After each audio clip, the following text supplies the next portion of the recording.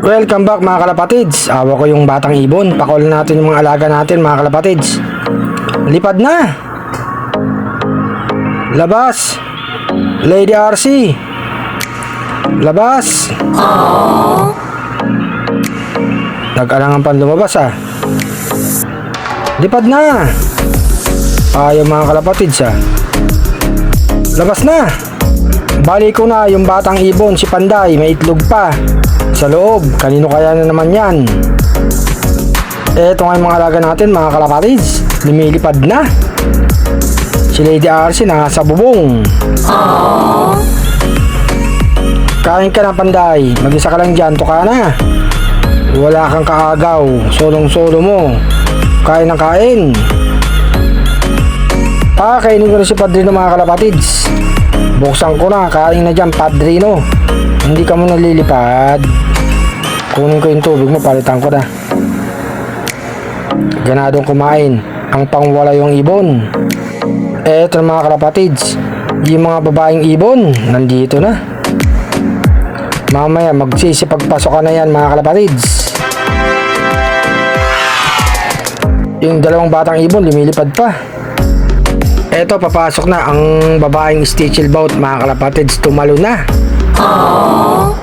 Si Lady RC nasa taas mga kalapatids. Diyan ang paborito niyang pwesto. Ayaw pang pumasok ng babaeng ibon mga kalapatids. Yung ibang ibon natin kumakain na sa baba. Eto naman si Black mga kalapatids. Pinakawalan ko din. May lumilipad pa, batang ibon yun. Pumasok na si Black. Batik, pasok na. Tumalo na si Batik mga kalapatids. Andyan na nga sila, kumakain na.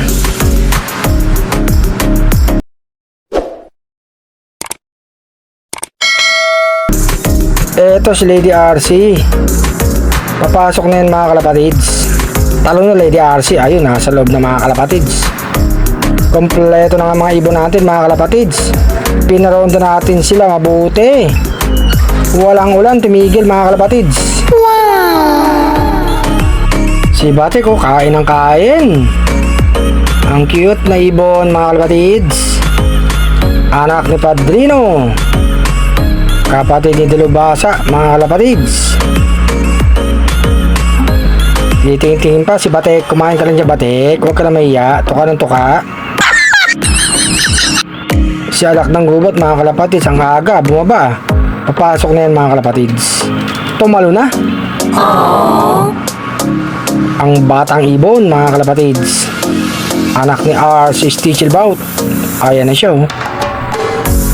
Lalaking ibon. Yeah!